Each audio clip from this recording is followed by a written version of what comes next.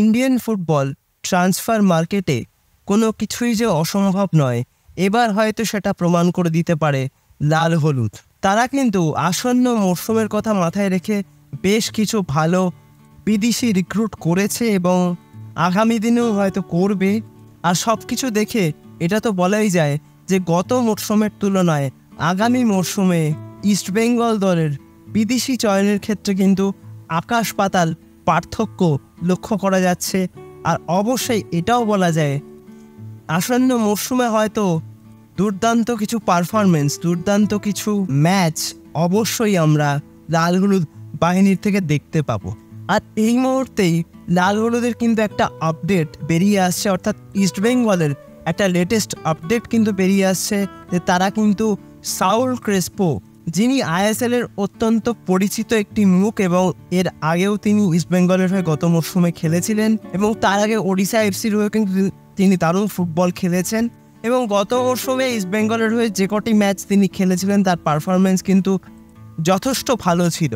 আর সেই সাউল ক্রেসপোকেই কিন্তু এবার আরও 2 বছরের জন্য রেখে দিল ইস্টবেঙ্গল, অর্থাৎ 2026 সাল পর্যন্ত কিন্তু সাউল ক্রেসপো ইস্টবেঙ্গলেই থাকছেন।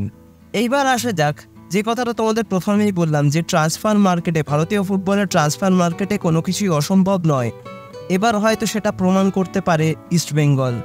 এর কারণ হচ্ছে, আচ্ছা বলো তো, এই মুহূর্তে ভারতীয় ফুটবলের ভারতীয়দের মধ্যে সেরা সেন্ট্রাল মিডফিল্ডারকে অনেকেই কিন্তু এক কথায় বলবে আপুইয়া। হ্যাঁ, এবার সেই আপুইয়াই কিন্তু আসতে পারে ইস্টবেঙ্গলে, সেরকমই কিন্তু আপডেট শোনা যাচ্ছে চারিদিক থেকে যে আপুইয়ার সাথে কিন্তু ইস্টবেঙ্গলের ডিল ডান হয়ে গেছে। এই খবরটাও কিন্তু বেরিয়ে আসছে, যদিও এটার কোনো অফিসিয়াল অ্যানাউন্সমেন্ট এখনো আসেনি, হয়তো আসবে। তবে এই ডিলটা হলে কিন্তু one of the best signing for East Bengal, এটা বলাই যায়। আপুইয়ার মতন একজন প্লেয়ারকে যদি ইস্টবেঙ্গল পেয়ে যায়, এর থেকে ভালো খবর আর কিছু হতে পারে না। আর সবচেয়ে বড় কথা হলো মুম্বাই সিটি এফসির মতো টিমের কাছ থেকে তাদের একজন অত্যন্ত ভাইটাল প্লেয়ারকে যদি ছিনিয়ে আনতে পারে লাল হলুদ ব্রিগেড, সত্যি সেটা কিন্তু তারিফযোগ্য। আর আপুইয়ার এই মুহূর্তে যা বয়স, মাত্র 23 বছর বয়স এই ছেলেটার, লং টার্মে কিন্তু ইস্টবেঙ্গল অনেক দিন এই ভারতবর্ষের অন্যতম সেরা সেন্ট্রাল মিডফিল্ডারের কাছ থেকে সার্ভিসটা পাবে, যেটা তাদের জন্য কিন্তু অত্যন্ত গুরুত্বপূর্ণ বলে আমি অন্তত মনে করি। তবে আবারও বলছি, যেটা শোনা যাচ্ছে এই ডিলটা কিন্তু একদম ডিল ডান হয়ে গেছে, তবে এখনও কোনো অফিসিয়াল অ্যানাউন্সমেন্ট আসেনি, সেই জন্য আমাদের হয়তো কয়েকটা দিন অপেক্ষা করতে হতে পারে।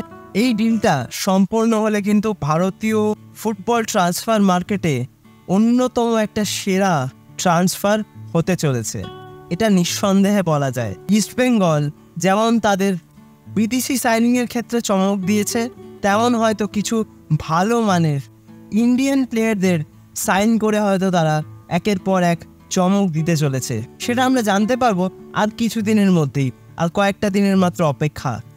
তো এই আপডেটগুলো শুনে তোমাদের কেমন লেগেছে অবশ্যই কিন্তু আমাকে কমেন্ট করে জানিও। আর ভিডিওটা ভালো লাগলে লাইক, কমেন্ট, শেয়ার এবং সাবস্ক্রাইব করতে কিন্তু একদম ভুলবে না। সাবস্ক্রাইব করে দিয়ে পাশের বেল অপশানটা প্রেস করে অবশ্যই কিন্তু অল অপশানটা প্রেস করে রাখবে, যাতে সমস্ত রকম নতুন ভিডিও নোটিফিকেশান তোমরা সবার আগে পেয়ে যাও যখনই আমি কোনো নতুন ভিডিও পোস্ট করব। তো আজকের মতন ভিডিওটা তাহলে এখানেই শেষ করছি। দেখা হবে আবারও পরবর্তী ভিডিওতে, নতুন কোনো দিন, নতুন কোনো সময়। তোমরা ভালো থেকো, সুস্থ থেকো।